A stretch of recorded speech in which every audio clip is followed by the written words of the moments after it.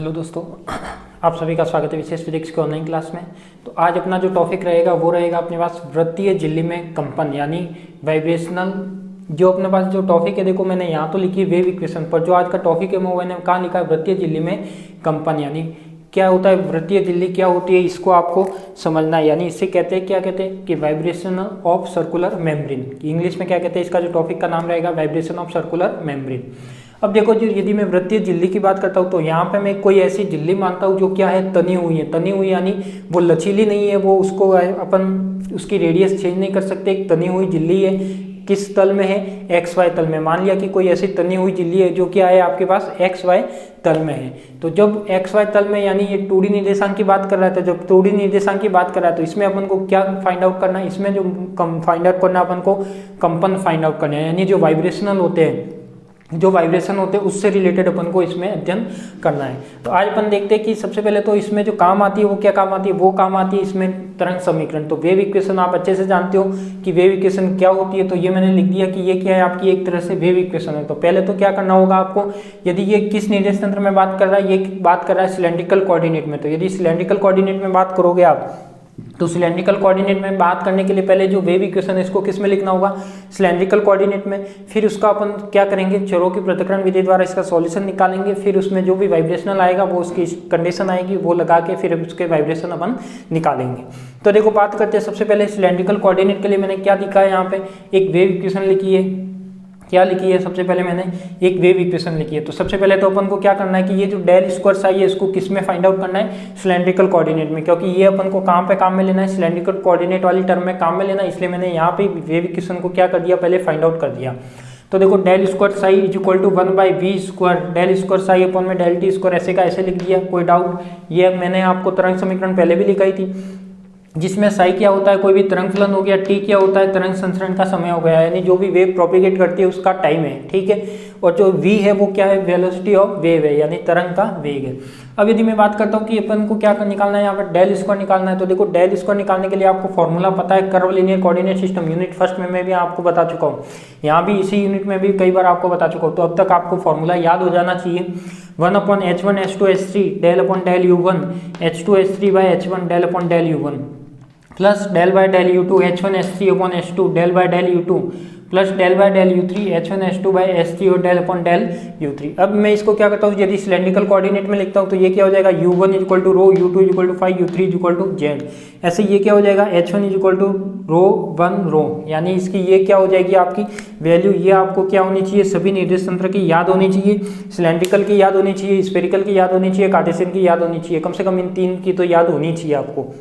यदि ये याद है तो आप ये इक्वेशन कोई भी बना के लिख सकते हो, ठीक है। तो आपको रटने की जरूरत नहीं पड़ेगी, एग्जाम में आएगा यदि कोई भी इस यूनिट से रिलेटेड क्वेश्चन तो आप आसानी से कर सकते हो।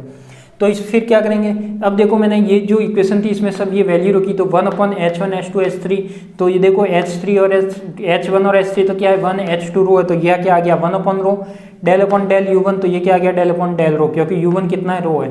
h2 h3 बाय h1 है, तो देखो h2 केवल रो होगा, बाकी h3 और h1 क्या होगा 1, तो ये क्या रह गया रो, डेल बाय डेल u1 की जगह क्या आ गया अपने पास डेल बाय डेल रो। अब यदि मैं बात करता हूँ सेकंड टर्म की, del upon del u2, del upon del u2 क्या है 5 है, तो ये क्या हो गया del upon del 5। h1 h3 1 है, क्या आएगा केवल 1 अपन रो, तो ये आ गया आपका 1 अपन rho, del upon del u2 है, तो ये क्या आ गया del upon del 5 plus del upon del u3 का क्या आ गया del upon del 5, h1 h2 h3 का क्या आ गया रो, और ये क्या आ गया डेल अपॉन डेल 5। तो ये हो जाएगा अपने पास 1 बाय रो अंदर आ गया, तो 1 by rho del by del rho, और ये क्या हो जाएगा, देखो इसमें मैंने एक टर्म भूल गया, देखो यहाँ पे ये रो भी आएगा साथ में, ठीक है, मैंने यहाँ लिखना भूल गया। देखो अब मैं क्या कर रहा हूँ, यहाँ तक तो अपना क्या था डेल स्क्वायर था। अब यदि मैं इसको डेल स्क्वायर साई में कन्वर्ट करता हूँ तो यहाँ साई लगेगा, ये साई तीनों के साथ आएगा। तो मैंने क्या किया, यहाँ पे 1 अपॉन रो अंदर ले लिया, del upon del rho, rho del psi upon del rho, psi भी अंदर आ गया और ये रो पहले से ही था। अब ये जब अंदर आएगा तो देखो ये 5 वाला टर्म है, तो ये तो रो कौन सा टर्म होती है, रो तो एक तरह से क्या त्रिज्या है। तो हम मान सकते हैं कि ये 5 से क्या इंडिपेंडेंट है, इसको मैं बाहर ले सकता हूँ। तो 1 अपॉन रो और ये 1 अपॉन रो क्या हो जाएगा 1 अपॉन रो स्क्वायर, और ये टर्म क्या हो जाएगी डेल स्क्वायर अपॉन में डेल 5 स्क्वायर, ठीक है, प्लस डेल अपॉन में डेल फाई है, रो डेल अपॉन में डेल फाई ये भी इंडिपेंडेंट है, रो को बाहर ले आओ तो रो से रो कैंसिल आउट हो जाएगा और del upon del square phi बचेगा। तो ये क्या बच गया अपने पास, डेल स्क्वायर साई आ गया। क्या मैं इसको तरंग समीकरण के रूप में लिख सकता हूँ, डेल स्क्वायर साई की टर्म में ये लिख दिया जो अपने पास ये आया था सिलेंड्रिकल कोऑर्डिनेट में, और ये मैंने क्या लिख दिया 1/v square equal to del square psi upon में डेल टी स्क्वायर। अब मैं क्या करता हूँ, यहाँ पे देखो जो अपना टॉपिक है वो अभी स्टार्ट हो रहा है, वृत्तीय झिल्ली में कंपन। ये तो अपन ने केवल किया तरंग समीकरण आ रही थी इसमें यूज, इसलिए इसका क्या लिखा है, केवल उसका कैसे लिखती है सिलेंड्रिकल कोऑर्डिनेट में वो टर्म लिखी है। अब मैं क्या कर रहा हूँ, यहाँ पे ये तरंग समीकरण हो गया, ये लिख दिया मैंने साइज को। अब मैं क्या करता हूँ, देखो अपने पास जो तरंग ये जो वृत्तीय झिल्ली है वो मैंने कौन से तल में मानी है, दो तल में माने, यानी एक्स और वाई तल में। तो इसका जो थर्ड कोऑर्डिनेट होना है, यानी थर्ड कोऑर्डिनेट कौन सा, एक तो रो होता है, एक फाई होता है, और एक कौन सा होता है अपने पास, देखो यहाँ पे कोऑर्डिनेट रो फाई और कौन सा लिया मैंने जेड। तो अपने पास जो फाई वाला कोऑर्डिनेट होगा वो क्या होगा आपके पास, जीरो हो जाएगा। वो क्या हो जाएगा आपका जीरो। वो क्यों होगा वो भी मैं इस डायग्राम की जो थ्योरी लिखवाऊंगा उसमें लिखवाऊंगा। तो देखो एक बार के लिए मैं मान लेता हूँ कि जो साई है अपना या जो तरंग फलन है वो किसका फंक्शन है, रो और टी का फंक्शन है। ठीक है, किसका है, रो और टी का फंक्शन। तो क्या मैं इसको ये टर्म में लिख सकता हूँ, तो ये लिख दिया 1/रो del upon del rho del upon del rho, ऐसे का ऐसे। साई की जगह क्या लिख दिया, साई रो टी। ऐसे यहाँ पे जो साई था उसकी जगह क्या लिख दिया, रो और टी। अब यहाँ पे मैं छरों की पृथक्करण विधि लगाता हूँ, यानी वही सेपरेशन ऑफ वेरिएबल लगाता हूँ। तो यहाँ पे क्या होगा, साई रोटी को मैं दो फंक्शन में अलग अलग मानूंगा। तो इसको मैंने मान लिया आर, जो आर को एक कैपिटल फलन है जो किस पर डिपेंडेंट है, रो पर, एक टी फलन है जो किस पर डिपेंडेंट है, स्मॉल टी पर। इसकी जगह मैं क्या लिख सकता हूँ, आर और टी लिख सकता हूँ। तो ये मैंने क्या लिख दिए, आर टी लिख दिए। 1/रो ऐसे का ऐसे, डेल अपॉन डेल रो ऐसे का ऐसे, ये रो ये ऐसे का ऐसे आ गया। ये साई रोटी था, इसकी जगह अपन को क्या लिखना है, आर और टी। तो ये आर टी लिख दिया। सेम यहाँ पे साई रोटी था, उसकी जगह क्या लिख दिया मैंने, आर टी लिख दिया। अब मैं क्या करूं, यहाँ पे जो रो है यानी रो किसका फंक्शन है, आर का है। आर पर डिपेंड रहेगा, टी क्या कांस्टेंट है तो बाहर आ जाएगा। तो टी बाहर ले लिया तो ये क्या बन गया, T by rho del rho del R upon del rho. ठीक है, इज इक्वल टू यहाँ पे ये किस पर, टी पर डिपेंडेंट है तो आर बाहर आ जाएगा। तो R by B square del square T by del T square. अब मैं क्या करता हूँ, छरों की पृथक्करण विधि आप अच्छे से जानते हो, सभी स्टेप जानते हो। अब क्या करूंगा, आर टी का भाग लगाऊंगा। यदि यहाँ पे 3 फलन होते तो 3 का भाग लगाता, 2 है तो 2, 1 का है तो 1। तो यहाँ पे भाग लगा दिया तो क्या आ गया, आर टी का भाग लगाने पर तो देखो 1/r आ गया, टी से टी कैंसल आउट हो जाएगा। आर टी का भाग लगाओगे तो क्या बचेगा, 1/r rho del upon del रो, ये ब्रैकेट ऐसे का ऐसे आ गया, ये ऐसे का ऐसे। ठीक है, ये हो गया अपने पास। देखो आर टी का भाग लगाया है तो आर से आर कैंसिल आउट, तो क्या बचेगा 1/tv square del square T upon में डेल टी स्क्वायर। अब मैं क्या करता हूँ, अब देखो यहाँ पे, अब मैंने यहाँ पे जो अपने पास यहाँ पे आप देखोगे तो ये वाली जो टर्म है, जो LHS पद है वो केवल किस पर डिपेंडेंट है, केवल रो पर डिपेंडेंट है। यानी जो R का फंक्शन है वो भी रो पर डिपेंडेंट है। तो ये केवल किस पर डिपेंडेंट है, रो पर। ये किस पर डिपेंडेंट है, T पर। तो देखो ये सेपरेट हो गई क्या, दोनों फंक्शन, एक R का हो गया एक T का हो गया। सेपरेट होने के बाद क्या करते हैं अपन, इसमें ये कांस्टेंट के इक्वल मानते हैं। तो इसको मैंने मान लिया ये किसी कांस्टेंट के इक्वल होगा। तो क्या होगा आपका 1/r rho del upon del rho del R upon del rho is equal to minus का k स्क्वायर। यदि मैं r इधर भेजता हूँ तो ये क्या हो जाएगा, माइनस का k स्क्वायर। अब क्या मैं 1/रो ऐसे का ऐसे लिख दिया, डेल अपॉन डेल हो, ये क्या करेगा, इसके साथ अवकलन करेगा uv से। तो अवकलन किया तो देखो सबसे पहले तो क्या आया अपने पास, रो तो ऐसे का ऐसे, तो रो ऐसे का ऐसे। इसका अवकलन होगा तो ये क्या बन जाएगा, d2r अपॉन में d रो स्क्वायर प्लस रो का अवकलन 1, ये टर्म ऐसे की ऐसे। तो uv से इसका क्या कर दिया, अवकलन is equal to minus k square r। अब मैं क्या करता हूँ, इस रो को अंदर लेता हूँ तो ये रो से रो कैंसिल आउट हो जाएगा। तो ये टर्म बचेगी तो ये लिख दी, प्लस इस रो से ये रो साथ आ जाएगा इसके साथ, तो ये लिख दिया, और ये plus k square by r is equal to 0। अब मैं यहाँ पे क्या करता हूँ, देखो कुछ अलग सा करने वाला हूँ। यहाँ पे मैं ये करता हूँ कि k स्क्वायर का भाग लगाया, क्यों, क्योंकि इस k को हटाने के लिए, क्योंकि अपन को बेसल अवकल समीकरण बनाना है, उसके लिए मैंने ये सब किया। तो k स्क्वायर का भाग लगाया तो ये क्या आएगा, ये टर्म ऐसे की ऐसे, k स्क्वायर आ गया साथ में, plus k square rho del R del, और ये k स्क्वायर यहाँ से हट जाएगा क्योंकि क्या किया अपन ने, डिवाइड किया है k स्क्वायर का। अब मैं क्या करता हूँ, देखो अब मैं k और रो को अलग अलग टर्म में कन्वर्ट करता हूँ। कैसे, k भी अपना क्या था, कांस्टेंट था, और रो क्या था अपने पास, कोई वेरिएबल टर्म है। ठीक है, तो यदि देखो यहाँ पे मैं क्या करता हूँ, इसको मैं इस तरीके से लिख सकता हूँ, डेल अपॉन में डेल रो लिख सकता हूँ, और रो की जगह ये k स्क्वायर है। तो देखो एक k और एक रो तो मैंने यहाँ पे ले लिया, एक k और एक रो मैंने यहाँ पे ले लिया। क्या इसको आप वापस मल्टीप्लाई करोगे तो यही टर्म मिलेगी क्या, बिल्कुल मिलेगी। के स्क्वायर बाहर आ जाएगा, डेल स्क्वायर आर अपन में डेल रो स्क्वायर, यही टर्म मिलेगी। क्या मैं इस टर्म को इस टर्म में लिख सकता हूँ? बिल्कुल लिख सकता हूँ। 1/k स्क्वायर रो है, इसमें क्या किया मैंने, इसमें भी सेम वही टर्म 1/k रो एक अलग रख दिया और इसकी जगह भी क्या रख दिया, k रो। क्या इसको मल्टीप्लाई करोगे तो यही टर्म मिलेगी, तो ये भी बिल्कुल मिलेगी, k स्क्वायर बाहर आ जाएगा और क्या बचेगा आपके पास, रो बचेगा। तो ये रो बाहर था ही और एक रो अंदर आ जाएगा, प्लस r इक्वल टू क्या हो जाएगा, 0। तो ये हो गया। देखो मैं यहाँ पे मानता हूँ कि जो k रो है वो क्या है आपका x है, तो ये क्या हो जाएगा, del upon del X del R by del X, यानी जितनी जितनी ये टर्म थी k रो था उसकी जगह मैंने क्या कर दिया, x रख दिया। अब यदि मैं बात करूँ कि यहाँ पे क्या करता हूँ, एक्स स्क्वायर का मल्टीप्लाई बेसल समीकरण बनाने के लिए, तो एक्स स्क्वायर का मल्टीप्लाई किया तो ये एक्स स्क्वायर आ गया। यहाँ पे एक्स का स्क्वायर का मल्टीप्लाई करोगे, एक एक्स से एक एक्स कट जाएगा तो क्या बचेगा, X del R by del X plus X square by R. यह क्या उनसे अवकल समीकरण है, बेसल अवकल समीकरण है। और इसका हल आप जानते हो किसमें आता है, जीमान न्यूमन इफेक्ट में आता है, यानी जीमान न्यूमन टर्म में आता है। तो ये मैंने क्या लिख दिया, इसका सॉल्यूशन जो एक्स था उसकी जगह क्या रख दिया, k रो। ठीक है, वैसे आपको ज़्यादा डिटेल में बताने की जरूरत है नहीं, क्योंकि आप इतने डेरिवेशन कर चुके हो इस मेथड पे, इसलिए अब आपको सब थ्योरी भी लिखनी आ गई होगी। ठीक है, तो अब जैसे जैसे मैं बोलता हूँ वैसे लिख दीजिए। तो पहले तो आप टॉपिक लगाइए वृत्तीय झिल्ली में कंपन, ये मत लगाना, ये केवल इसके सॉल्यूशन करने के लिए मैंने पहले किया है। बाकी आप टॉपिक लगाइए वृत्तीय झिल्ली में कंपन, vibration of circular membrane, vibration of circular membrane. फिर इसके बारे में लिख दीजिए कि बेलनीय निर्देशांक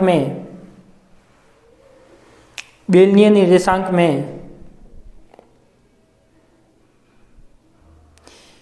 माना कि एक तनी हुई ए त्रिज्या की, माना कि एक तनी हुई स्मॉल ए, माना कि एक तनी हुई स्मॉल ए त्रिज्या के वृत्ताकार झिल्ली जो XY तल में उपस्थित है,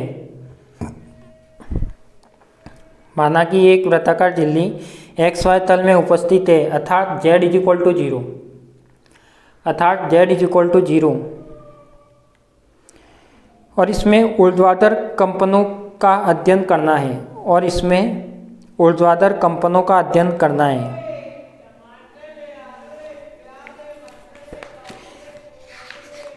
अब जो मैंने पहले डायग्राम बनाया है वो डायग्राम बना लीजिए।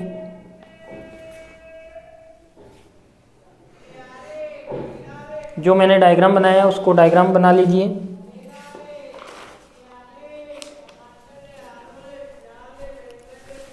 जो ये वाला डायग्राम बनाया है मैंने, ये वाला आपको डायग्राम बनाना है, बनाइए जल्दी।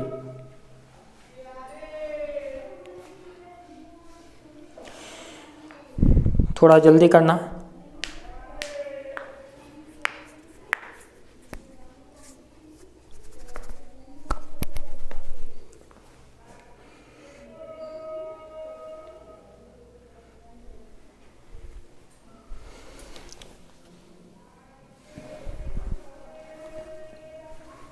फिर लिखिए इसमें कि माना एक वृत्तीय झिल्ली द्विविमीय, माना एक वृत्तीय झिल्ली द्विविमीय, ब्रैकेट में लिखना रो और फाई, माना एक वृत्तीय झिल्ली द्विविमीय रो फाई में उपस्थित है, माना एक वृत्तीय झिल्ली द्विविमीय रो फाई में उपस्थित है, जिसकी त्रिज्या रो है, जिसकी त्रिज्या रो है। इस वृत्तीय झिल्ली में तरंग का संचरण, इस वृत्तीय झिल्ली में तरंग का संचरण सम्मित होता है, इस वृत्तीय झिल्ली में तरंग का संचरण सम्मित होता है, जिसके कारण फाई निर्देशांक की निर्भरता समाप्त हो जाती है, जिसके कारण फाई निर्देशांक की निर्भरता समाप्त हो जाती है। अतः तरंग समीकरण, अतः तरंग समीकरण, तो तरंग समीकरण आप लिख दीजिए del square psi equal to 1/v square del square psi upon में डेल टी स्क्वायर, और जो ब्लू मार्कर से लिखाइए फर्स्ट में ऊपर ये लिख दीजिए, अतः तरंग समीकरण।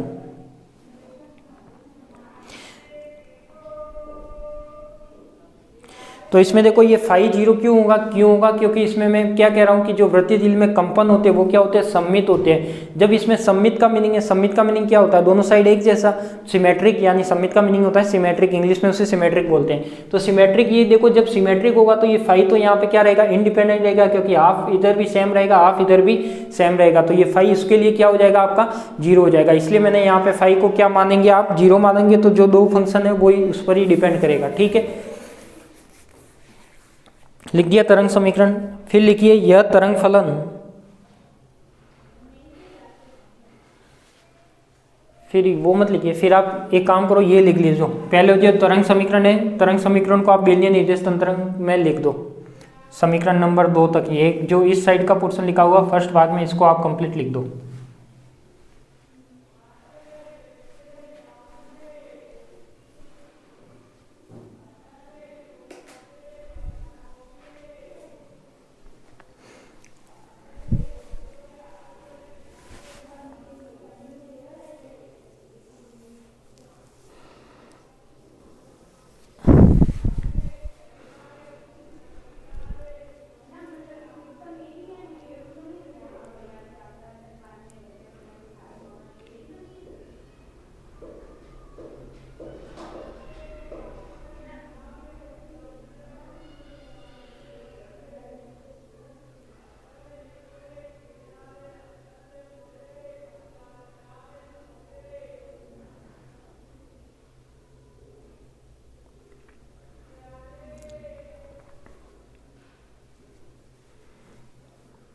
जब आप पढ़ते हो तो थोड़ा पढ़ाई का तरीका ध्यान रखना, या तो आप आपके फ़ोन को या तो स्पीकर में कनेक्ट करो या फिर ईयरफोन लगा के। ठीक है, ऐसा नहीं है कि आप खुले आवाज़ में पढ़ रहे हो तो आपको ना क्लियर सुनाई देगा और ना समझ में आएगा।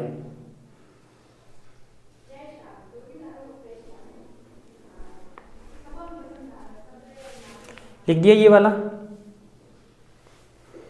उसके आगे लिखिए, ये लिख दिया तो कि यहाँ तरंग फलन साई ब्रैकेट में लिखना रो टी पर, यहाँ तरंग फलन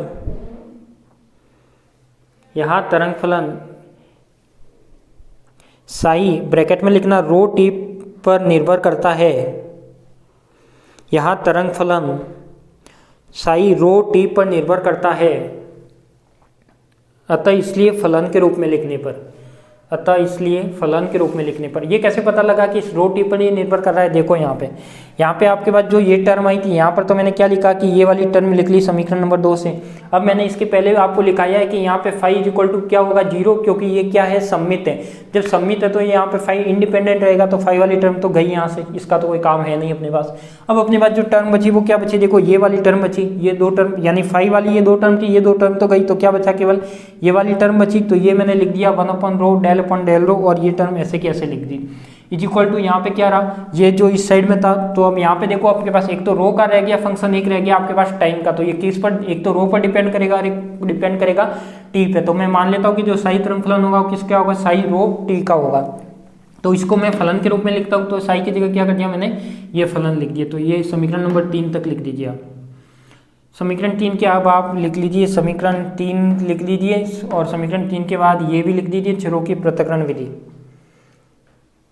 चरों की पृथक्करण विधि में लिखाना है क्या, चलो मैं इसमें 2-3 लाइन लिखा देता हूँ आपको। यहाँ तक लिखिए और चरों की पृथक्करण विधि में 2-3 लाइन लिख दीजिए आप।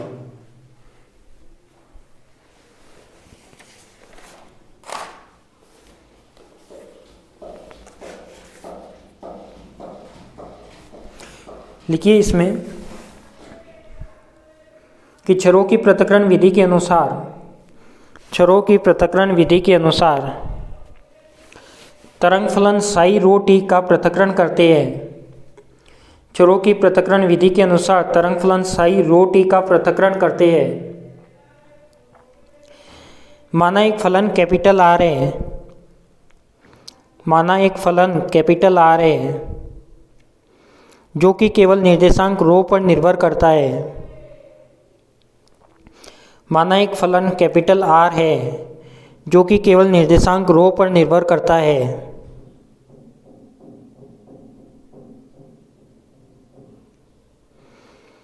माना एक फलन कैपिटल R है जो कि केवल निर्देशांक रो पर निर्भर करता है तथा द्वितीय पद कैपिटल T है जो कि केवल समय स्मॉल t पर निर्भर करता है, अतः तरंग फलन का पृथक्करण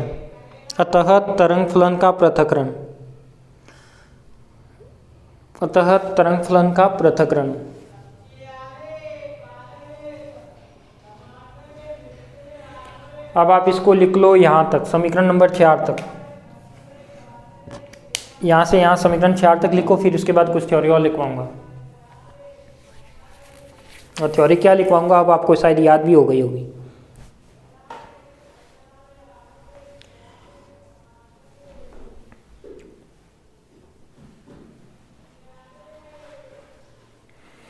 लिखिए समीकरण 4 के बाद कि समीकरण 4 से स्पष्ट है कि LHS पद केवल निर्देशांक रो पर निर्भर करता है।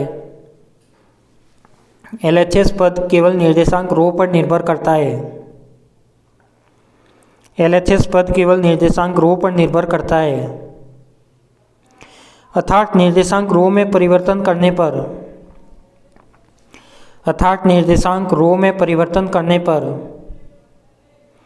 LHS पद में भी परिवर्तन हो जाता है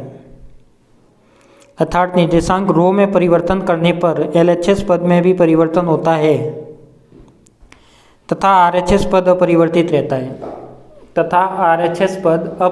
रहता है।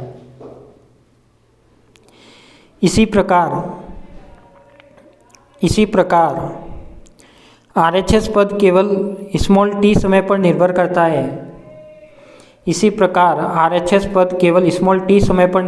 है। अर्थात t समय में परिवर्तन करने पर, t हमेशा समय वाला कौन सा आता है, स्मॉल। t समय में परिवर्तन करने पर RHS पद परिवर्तित होता है और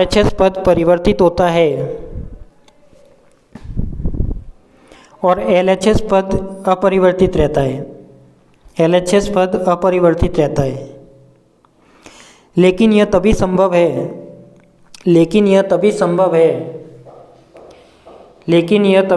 है जब यह पद किसी नियतांक के तुल्य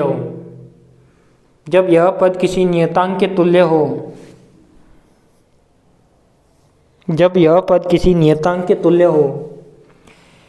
माना यह LHS पद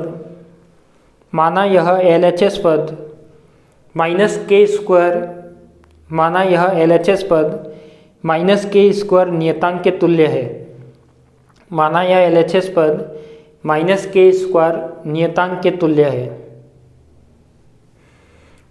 तो अब देखो आपके पास क्या हो गया, जो LHS पद यानी मैंने क्या लिखवाया है कि ये रो पर डिपेंडेंट है, ये t पर है। क्या मैं यहाँ पे t में परिवर्तन करता हूँ तो केवल ये ही चेंज होगा, ये ऐसे का ऐसे रहेगा। यदि मैं रो में चेंज करता हूँ तो ये चेंज होगा, ये ऐसे का ऐसे रहेगा। तो इसके लिए ये क्या पॉसिबल है कि ये किसी नियतांक के तुल्य होना चाहिए। छरों की पृथक्करण विधि यही कहती है। तो ये हम क्या मान लिया, मैंने यहाँ पे किसी नियतांक के बराबर मान लिया। तो यहाँ से लेकर आप समीकरण 5 तक लिख लो।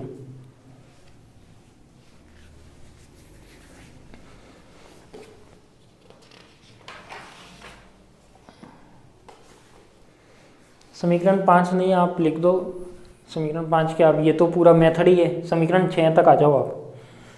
कहाँ तक, यहाँ तक।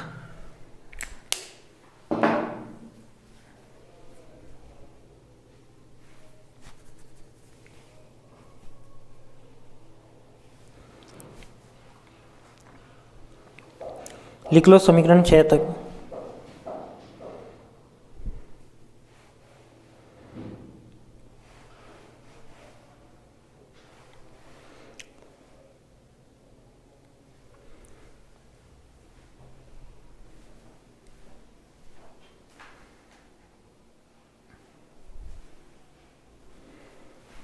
ये मैं जब बोर्ड पर पहले से इसलिए लिख लेता हूँ क्योंकि क्या होगा, जब मैं आपको लिखने जाऊंगा तो मैं इस टाइप से लिखता हूँ तो बहुत जनों को इस साइड वाली टर्म भी नहीं दिखती है, एक तो ये कंप्लेन होती है उसमें। और फिर क्या होता है, जब मैं टर्म को लिखूंगा सॉल्व करूंगा क्या पूरा कंप्लीट, तो उसमें एक तो वीडियो की लेंथ काफ़ी बढ़ जाती है। इसलिए मैं क्या करता हूँ, अभी फिलहाल जो लिख रहा हूँ वो पहले से आपको लिख देता हूँ, फिर एक एक टर्म को आपको अच्छे से एक्सप्लेन कर देता हूँ। तो उसमें क्या आपकी वीडियो की लेंथ भी कम हो जाती है, आपको दिखने में भी सुविधा सही रहती है।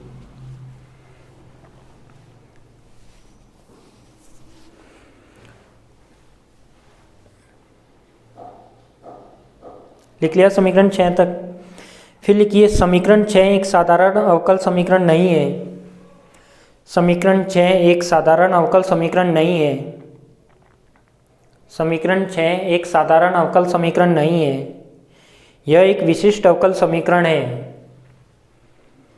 समीकरण 6 एक साधारण अवकल समीकरण नहीं है, यह एक विशिष्ट अवकल समीकरण है जो कि बेसल अवकल समीकरण कहलाती है। जो कि बेसल अवकल समीकरण कहलाती है। जो कि बेसल अवकल समीकरण कहलाती है। और इस अवकल समीकरण का हल जीमान एवं न्यूमान दो पदों से ज्ञात किया जाता है। और इस अवकल समीकरण का हल जीमान एवं न्यूमान दो पदों से ज्ञात किया जाता है।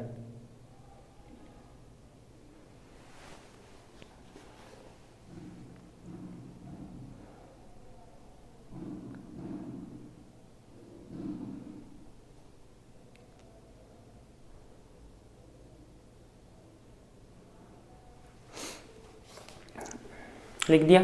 अब लिख लीजिए लास्ट जो बचा है आपके पास 3-4 लाइन।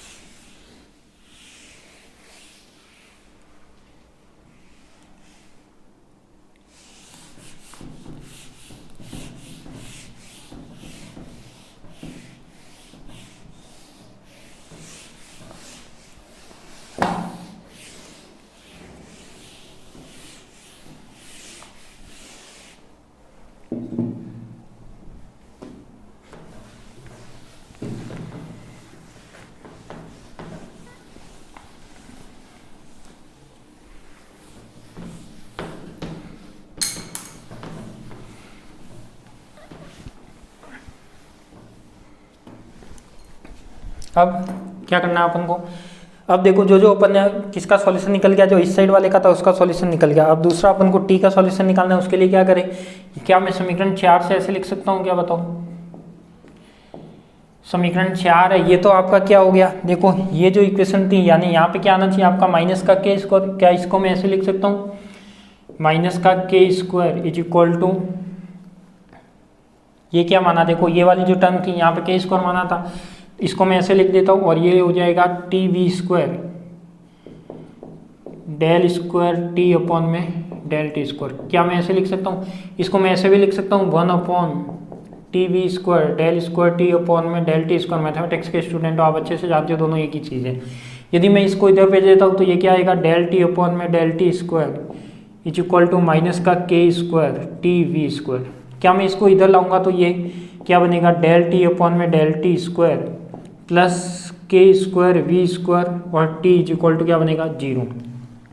यही बनेगा आपके पास। अब मैं लिख सकता हूँ कि जो यहाँ पे के है वो क्या होता है बताओ, के क्या होता है बताओ, के यहाँ पे होता है अपने पास वही संचरण नियतांक है। तो संचरण नियतांक क्या होता है आपके पास 2 पाई बाय लैम्बडा, यानी जो आप के जानते हो वो क्या होता है आपके पास 2 पाई बाय लैम्बडा।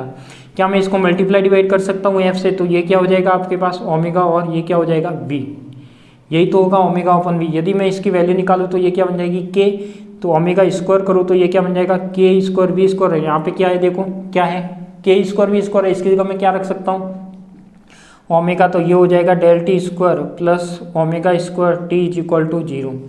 कैसी डिफरेंशियल इक्वेशन है, इसको मैं ऐसे लिख सकता हूँ D square plus T omega square T is equal to 0। द्वितीय कोटि की अवकल समीकरण है, तो इसका सॉल्यूशन कैसे होगा बताओ। यह द्वितीय कोटि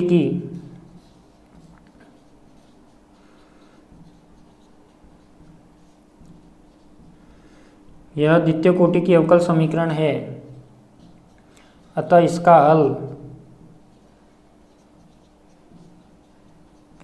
हल क्या होगा बताओ। अतः इसका हल जो आएगा वो क्या आएगा, t इज इक्वल टू, यहाँ पे वही जो अपन ऐसी डिफरेंशियल इक्वेशन आती है तो उसका सॉल्यूशन कैसे मानते हैं बताओ, उसका सॉल्यूशन कैसे मानोगे आप। यानी देखो यहाँ पे ये अपन ने वहाँ पे जो कांस्टेंट माने वो क्या माने a b, तो यहाँ पे मैं इसको एक तो अपन को पता है सॉल्यूशन तो किसका आएगा, साइन कॉस के फॉर्म में आएगा। तो कांस्टेंट क्या मान लेता हूँ, c sine omega t plus d, यही आएगा आपके पास। बताओ सॉल्यूशन यही आएगा और क्या आएगा। अब यदि मैं इसका संपूर्ण हल लिखना चाहूँ तो देखो आपके पास इस जो ये वाली टर्म थी इसका सॉल्यूशन आ गया, t वाली टर्म थी इसका सॉल्यूशन आ गया। अब अपन ने माना क्या था, अपन ने जो माना था, क्या माना था कि जो साई है वो क्या है आपके पास, एक r है वो रो का फंक्शन है और एक t है जो t का फंक्शन है, यही माना था। तो इसको मैं लिख सकता हूँ इस फॉर्म में। तो साई रो t क्या आएगा आपके पास, देखो इसका सॉल्यूशन आ जाएगा अपने पास ये a j naught k rho plus B जीमान न्यूमान है ये k रो, एक टर्म तो ये आ जाएगी। दूसरी टर्म क्या आएगी आपके पास, दूसरी टर्म आएगी आपके पास ये वाली, यानी c sign omega t plus D cos omega T. बताओ ये वाला क्या हो जाएगा आपका सॉल्यूशन हो जाएगा इसका, किसका, ये जो कंप्लीट इक्वेशन थी तरंग समीकरण, इसका सॉल्यूशन आ जाएगा किसके पदों में, रो और टी के पदों में। अब अपन क्या करेंगे बताओ, अब अपन क्या कर सकते हैं, पहले तो इसको लिख लो कि ये समीकरण नंबर कौन सा दे दूं, 8। तो ये क्या आ गया आपका, वृत्तीय झिल्ली में तरंग समीकरण का हल आ गया। तो ये तो केवल क्या है, हल आ गया, तो इसको लिख लीजिए आप।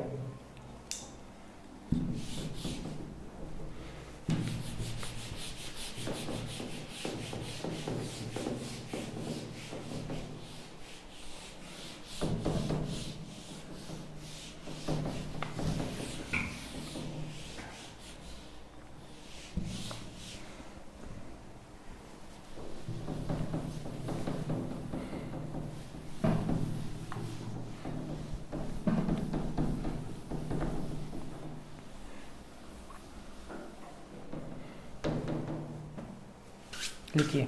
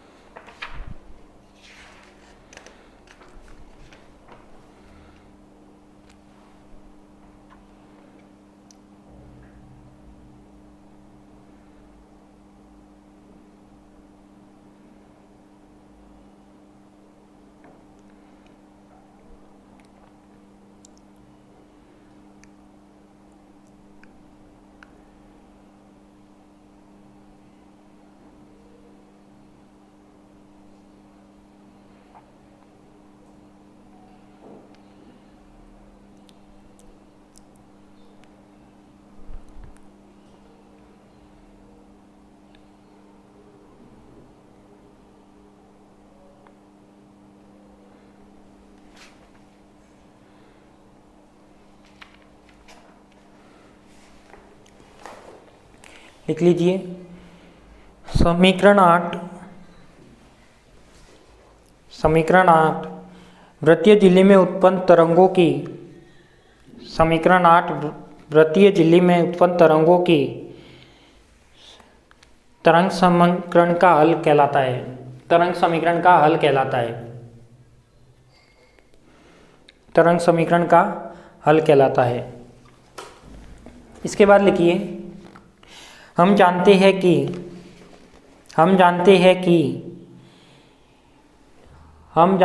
कि एन नॉट ब्रैकेट में लिखना के रो, यानी जो ये न्यूमान वाली टर्म है इसको लिखना एन नॉट के रो ब्रैकेट में का मान अनंत की ओर अग्रसर होता है, एन नॉट के रो का मान अनंत की ओर अग्रसर होता है जब रो शून्य के निकट आता है, जब रो शून्य के निकट आता है, परंतु रो इज इक्वल टू 0 पर झिल्ली का विस्थापन परिमित होता है। लेकिन रो इज इक्वल टू 0 पर झिल्ली का विस्थापन परिमित होता है, परंतु रो इज इक्वल टू 0 पर झिल्ली का विस्थापन परिमित होता है। अतः यह प्रतिबंध वैध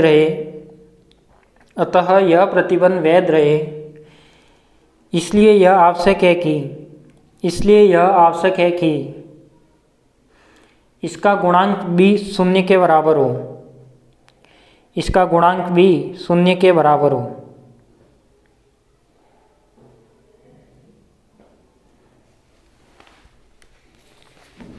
अब मैं क्या करता हूँ, देखो अब मैं ये करता हूँ कि ये क्या कह रहा है कि जब भी रो यानी जीवन न्यूमन की जो टर्म होती है उसमें यदि मैं रो को क्या मानूं, अनंत की ओर अग्रसर मानता हूँ, तो उसमें विस्थापन होता है। तो विस्थापन के कारण वो जो ये वाला जो जैसे अपने पास टर्म आती है साइन कॉस की, उसमें यदि रो जीरो मान लेते तो वो क्या होता है, कंप्लीट टर्म जीरो हो जाती है। तो इसमें भी जीवन और न्यूमन भी यही शो करता है कि जो न्यूमन वाला पद है वो क्या कर रहा है, यदि मैं जैसे रो को जीरो की ओर अग्रसर करता हूँ तो ये वाली टर्म इसकी क्या हो जाती है, जीरो।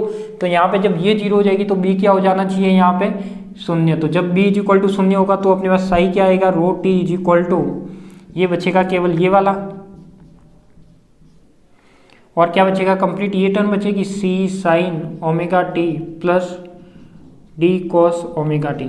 क्या मैं ये भी कांस्टेंट है ये भी कांस्टेंट है, अलग अलग कांस्टेंट लिख सकता हूँ क्या, मान के कोई भी मान लिया कि ए सी इज इक्वल टू तो क्या है आपका a1 है, और जो ए डी है वो क्या है आपका b1 है, ऐसे लिख सकता हूँ। तो ये क्या हो जाएगा, psi rho T is equal to J naught के रो, और ये हो जाएगा आपके पास रो टी जे नॉट के रो, और ये हो जाएगा आपके पास सी। देखो इसकी ए सी है तो ये ए में पहले मल्टीप्लाई में लूँगा तो ए सी A1, तो A1 sign omega t plus B1 cos omega T.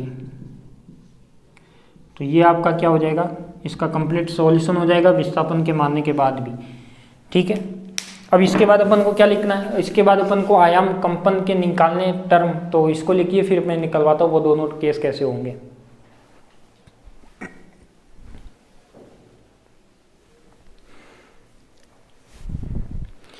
अब आपकी ये यूनिट एंडिंग में ही है लगभग, या तो इस डेरिवेशन को लास्ट मान लो या शायद इसके बाद एक डेरिवेशन और होगा, फिर इसके बाद इस यूनिट को एंड करेंगे और थर्मोडायनेमिक्स स्टार्ट करेंगे।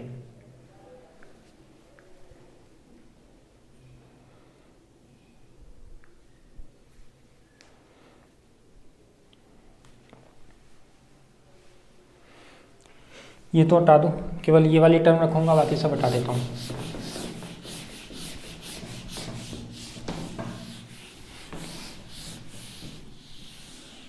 लिख दिया।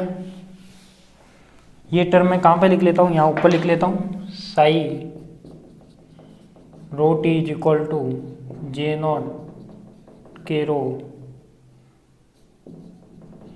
ए sine omega t plus B1 cos omega T.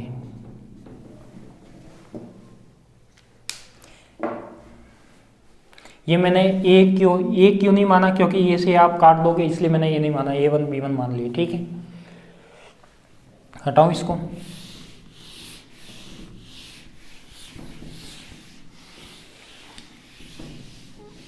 अब मैं आपके सामने लेके आता हूँ कि इसको परिसीमा प्रतिबंध में वाइब्रेशन कैसे निकालते। ठीक है,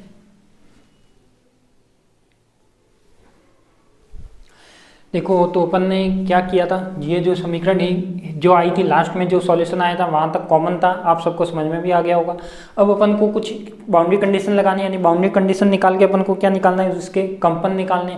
तो देखो जो कंपन का कंप्लीट सॉल्यूशन आया था वो तो ये आया था तरंग समीकरण के द्वारा। ठीक है, ये जो मैंने यहाँ पे समीकरण ए बना के लिखा अलग से। ठीक है, अब मैं यहाँ पे कंडीशन लगाता हूँ। देखो संभावित कंपन आवृत्ति कैसे निकालते हैं, यदि मैं बात करता हूँ झिल्ली के किनारों पर रो इज इक्वल टू ए, यानी मैंने ऐसी झिल्ली बनाई थी, इस टाइप की झिल्ली थी, ये यदि रो था तो ये इसकी रेडियस क्या थी ए, यानी एक तनाव रहित झिल्ली थी, ए त्रिज्या की थी। ठीक है, तो मैं मान सकता हूँ कि यदि झिल्ली के किनारों पर रो इज इक्वल टू ए हो, झिल्ली के किनारों पर रो इज इक्वल टू ए हो, यानी ये झिल्ली ऐसी कन्वर्ट हो जाए, कैसी, रो इज इक्वल टू ए मतलब ये ऐसी हो गई, यानी इतनी सी पतली हो गई, यानी झिल्ली है पर इतनी पतली है कि रो इज इक्वल टू क्या है, ए है। तो क्या इसका विस्थापन कितना होगा बताओ। इसमें मैं मानता हूँ कि यदि ये वाला रो है, यदि इसमें मैं मानता हूँ, देखो ये वाला डायग्राम बनाता हूँ अलग से, ये वाला और ये वाला। ठीक है, इसमें जो पहले माना था वो क्या माना था कि ये यदि रो है तो ये ए है, ऐसा माना था। तो यदि मैं मानता हूँ कि इसमें विस्थापन होगा, बिल्कुल होगा।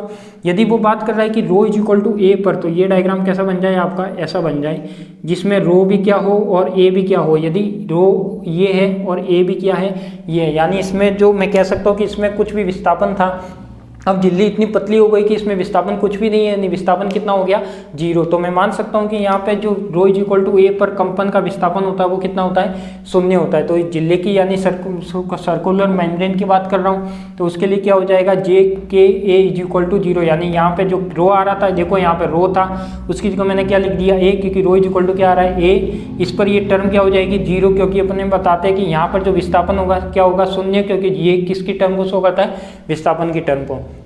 अब पहले अपन ने इससे जो पहले ये लिया था वहाँ निकाल चुके हैं अपन डिफरेंशियल इक्वेशन में कि के इज इक्वल टू क्या आता है, ओमेगा बाय वी आता है।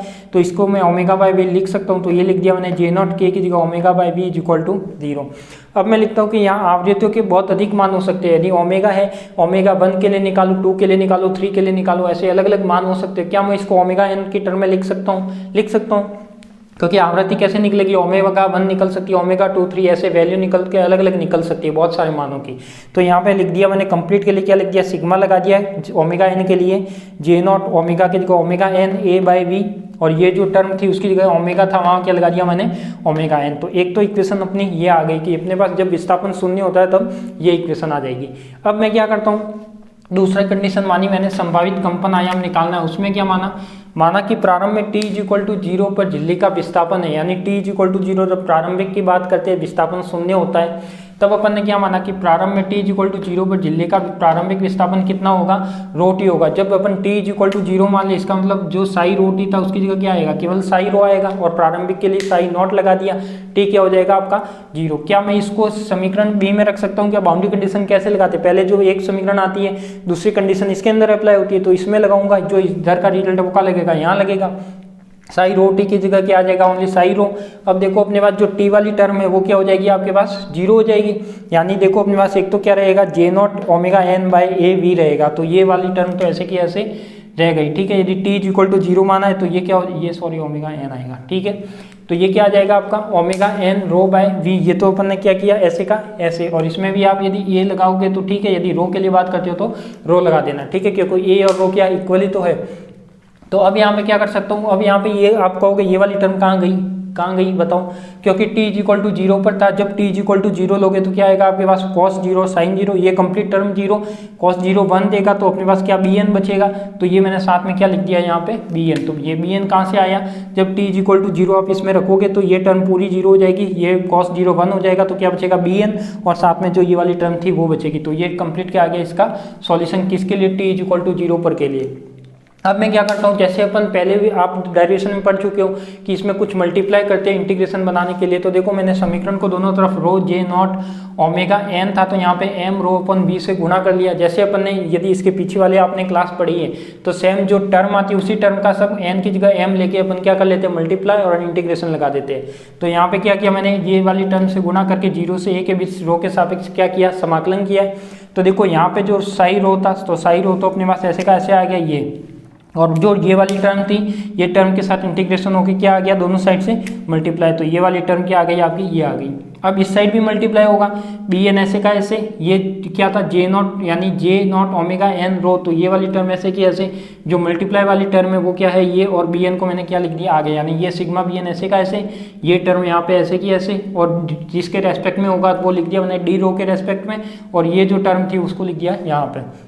अब मैं क्या यहाँ पे इसका सॉल्यूशन निकाल सकता हूँ, क्या ये जो इंटीग्रेशन में लिखा है इसका सॉल्यूशन क्या होगा, इसका समीकरण निकलता है बेसल फलन में लांबिकता गुणधर्म से। तो ये जब आप यूनिट 3 पढ़ोगे जब मैं आपको बताऊंगा, तो इसका जो सॉल्यूशन होता है वो क्या आता है, इस टाइप का, rho j naught omega m rho upon b, j naught omega N rho upon b. जैसे अपन ने इसके पीछे डेरिवेशन किया उसमें क्या आया था, sine n dash pi upon में a x sine m dash pi upon में ए बाय 2 क्रॉनिकल डेल्टा आया था। वैसे इसका सॉल्यूशन ये होता है a square by 2 j square omega N a del M n. ये डेल एम एन क्या है, क्रॉनिकल डेल्टा है, जहाँ पर m is equal to n होगा तब तो क्या देगा 1, m not equal to n होगा तो क्या देगा 0। तो इसकी जगह क्या आ गया, देखो इसका अब मैं क्या करूँ, इसका ये सॉल्यूशन आ गया ए स्क्वायर बाय 2। अब मैं ये वैल्यू कहाँ रखता हूँ, वापस इसमें रखूंगा, तो देखो अपने पास क्या आया, ये टर्म तो ऐसे की ऐसे, इस टर्म को मैंने क्या रख दिया, ऐसे का ऐसे रख दिया। वैल्यू किसकी निकालनी है, बी एन की, तो बी एन मैंने एक साइड में रख दिया। अब ये वाली टर्म का जाएगी नीचे जाएगी, तो इसका जो रिजल्ट था वो कहाँ जाएगा, इसके नीचे जाएगा, यानी ये ए स्क्वायर बाय 2 है तो ये क्या हो जाएगा 2 बाई ए स्क्वायर। ये पूरी टर्म कहाँ गई, इसके नीचे। डेल एम एन की वैल्यू कितनी 1, Kronecker delta M is equal to N की टर्म से क्या हो जाएगा 1।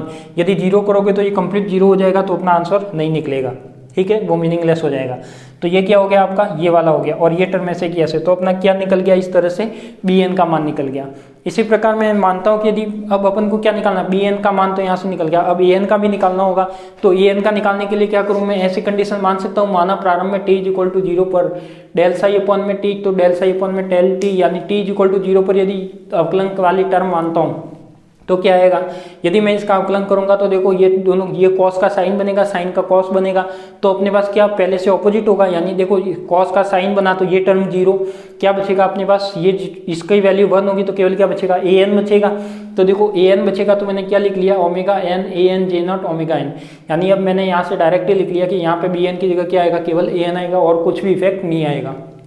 ठीक है, यदि इसी प्रकार मैं ये सब मल्टीप्लाई करके ये सॉल्यूशन लिख के वैल्यू निकालता हूँ तो बी एन की वैल्यू और ए एन की वैल्यू क्या आनी चाहिए, सेम आनी चाहिए, केवल डिफरेंस क्या आएगा आपके पास, डिफरेंस कुछ भी नहीं आएगा। जो अपने पास जो ये वाली टर्म आ रही थी, क्योंकि यहाँ पे एक टर्म एक्स्ट्रा आ रही है डेल साई अपॉन में डेल नॉट, तो वो टर्म यहाँ पे साई नॉट जो आ रहा था उसकी जगह क्या आ जाएगा, डेल साई अपॉन में डेल नॉट, और वो तो इस तरह से ये क्या कहलाएगी, ए एन और बी एन के मान दोनों निकल गए। यदि दोनों के मान आ जाते हैं तो अपन यहाँ से क्या निकाल सकते हैं, कंपन की आवृत्ति निकाल सकते हैं। तो मैंने लिखा है कि ए में ए एन व बी एन का मान रखने पर वृत्ताकार झिल्ली के कंपन का विस्थापन प्राप्त होता है, यानी समीकरण ए कौन सा है, इसमें ए एन निकाल सकते हो, बी एन निकाल सकते हो, तो ये वैल्यू रख के सब आप कहाँ रखोगे, समीकरण ए में। ठीक है, तो इस तरीके से ये आपका वृत्ताकार झिल्ली क्या हो जाता है, कंप्लीट हो जाता है। इसको कंप्लीट लिख लीजिए। अब आपका एक डेरिवेशन बच रहा है, वो मैं आपको नेक्स्ट क्लास में करवाऊंगा, उसी के साथ ये यूनिट एंड हो जाएगी।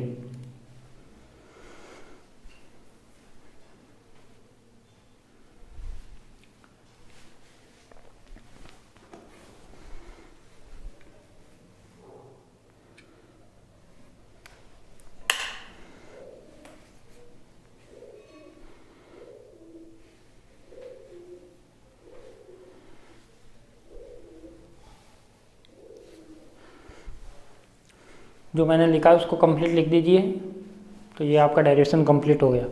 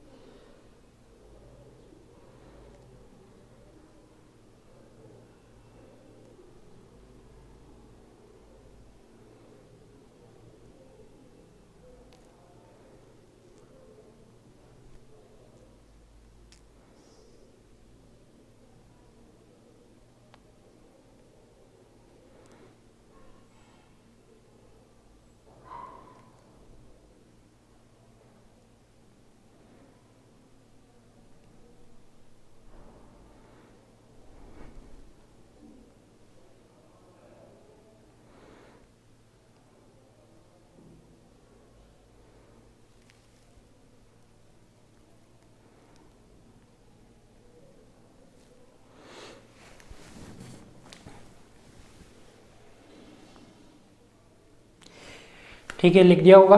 तो आप सभी का धन्यवाद। मिलते हैं अपन नेक्स्ट क्लास में नए टॉपिक के साथ। इसका जो लास्ट टॉपिक है वो बचा हुआ। ठीक है, एक आपको एक होमवर्क और भी करना है कि यदि आपको कहता है कि तरंग समीकरण को गोलीय निर्देश तंत्र में लिखिए, तो आप आसानी से लिख सकते हो। उसमें केवल करना कुछ नहीं है, आपको सॉल्यूशन लिखना है। होमवर्क लिख लो आपका, एक क्वेश्चन आप ही करोगे, ये मैं नहीं करवाऊंगा, क्योंकि गोलीय निर्देश तंत्र में मैं कई बार आपको बता चुका हूँ। ठीक है, तो क्या रहेगा कि गोलीय निर्देश तंत्र में